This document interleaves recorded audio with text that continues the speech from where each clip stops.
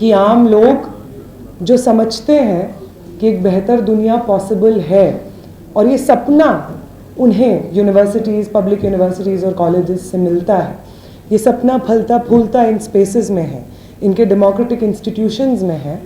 इस सपने के ऊपर ये हमला है। आपको हर स्कूल में, हर सेंटर में न जाने इस तरीके के कितने केसेस मिल जाएंगे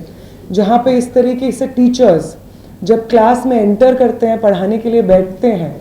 तो वो कितने इनएक्सपीरियंस्ड हैं। दिल्ली यूनिवर्सिटी में तो न जाने कितने केसेस मिल जाएंगे जहाँ पे टीचर्स का सालों का एक्सपीरियंस है, लेकिन जब भर्तियाँ निकलती हैं तो इंटरव्यू में पॉलिटिकल अपॉइंटमेंट्स को फेवर करने के लिए एक्सपीरियंस टीचर्स को आप उन लिस्ट से बाहर कर देते हैं। हम लगातार देखते हैं कि देश के सेंट्रल विश्वविद्यालयों में इस तरीके का करप्शन, इस तरीके के स्कैम्स जहां पे साफ सीधे तौर पे पॉलिटिकल अपॉइंटमेंट्स होती हैं, वो हम देखते हैं। वही गाइडलाइंस सरकार के द्वारा अपॉइंट किए गए वाइस चांसलर्स वायलेट करते हुए पॉलिटिकल अपॉइंटमेंट्स करते हैं। ये आप ही का सिस्टम है, इसके रूल्स आप ही के हैं, और इन्हीं रूल्स को वायलेट करके आप एजुकेशनल इंस्टीट्यूशंस को आज के समय में बर्बाद करने की कोशिश कर रहे हैं। कि वो यूनिवर्सिटीज जो किसी भी देश के आइडियाज को रेगुलेट करने, जनरेट करने की जगहें होती हैं, उन पे अटैक करके उनका एक पॉलिटिकल रेजिमेंटेशन हो रहा है। पहली बात तो रिपोर्टर्स कलेक्टिव को बहुत बहुत बधाई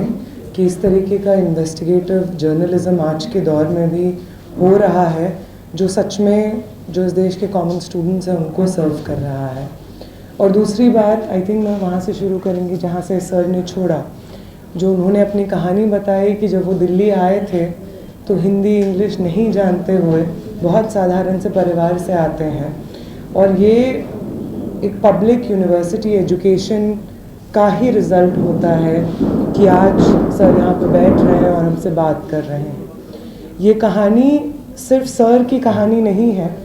ये कहानी आप अगर पब्लिक यूनिवर्सिटीज़ में जाएंगे तो वहाँ के बहुत सारे स्टूडेंट्स की कहानी होती है। ये कहानी जो आम लोगों के सपनों को सच करने की कहानी होती है। आम साधारण परिवार से आने वाले लोग जिनकी इससे पहले की पीढ़ी शायद हायर एजुकेशन में नहीं पहुंच पाई थी,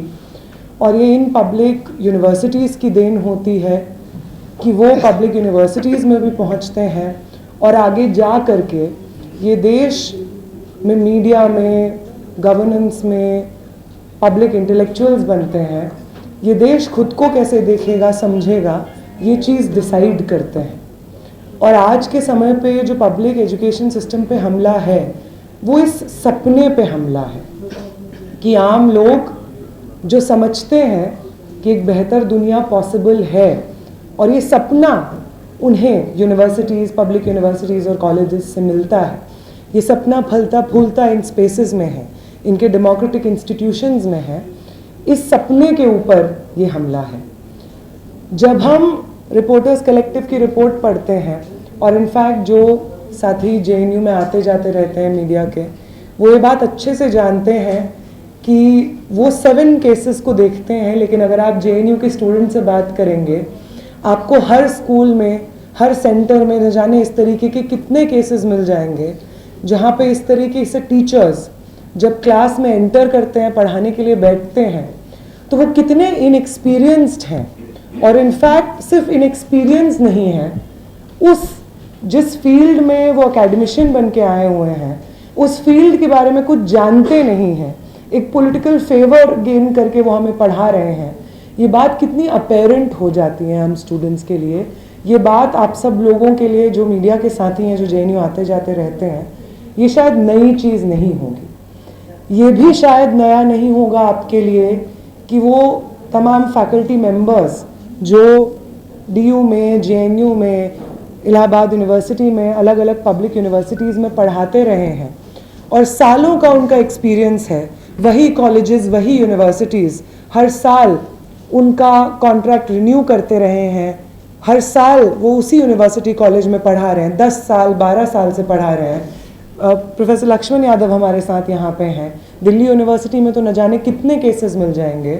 जहाँ पे टीचर्स का सालों का एक्सपीरियंस है,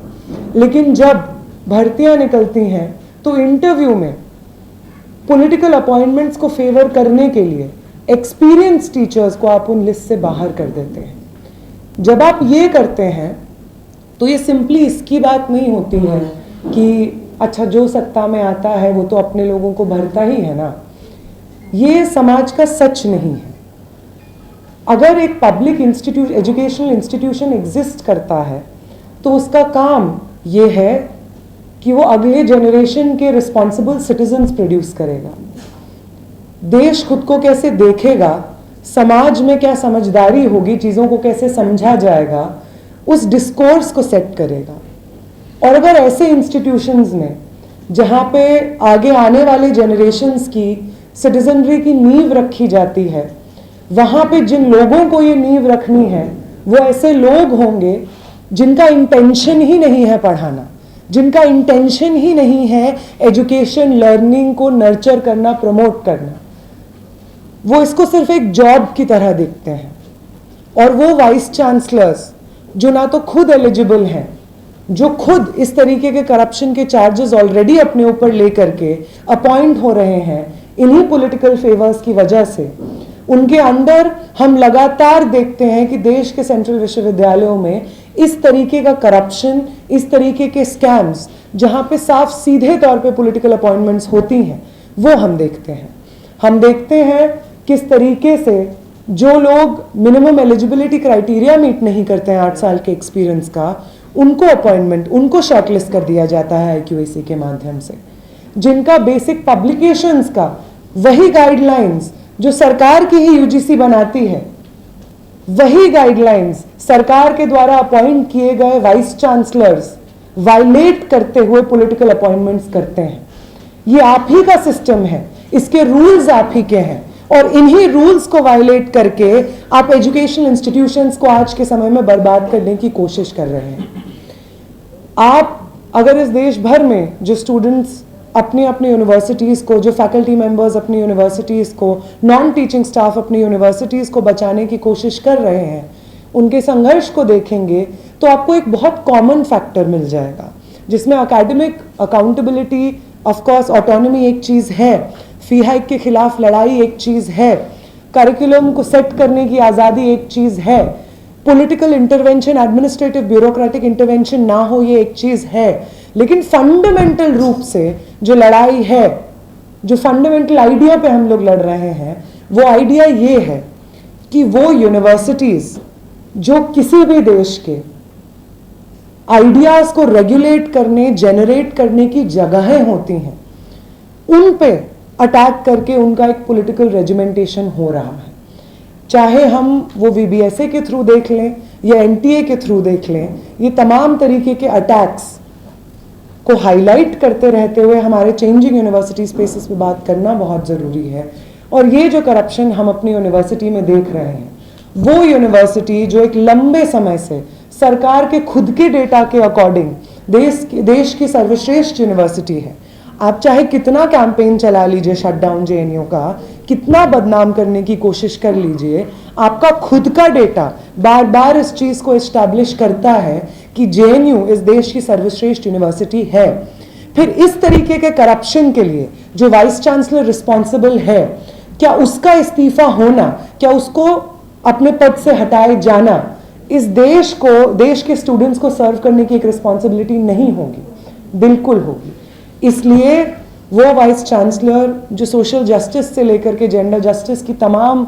प्रिंसिपल्स को वायलेट करते हुए लगातार पब्लिक डोमेन में कमेंट करती रहती हैं, वो वाइस चांसलर जो JNU के एकेडमिक इंटीग्रिटी को कॉम्प्रोमाइज़ करने के लिए हमारे पुराने वाइस चांसलर से भी 4 कदम आगे बढ़ के आ रही हैं, उनका इस्तीफा हो, ये यहाँ से हमारी मांग है।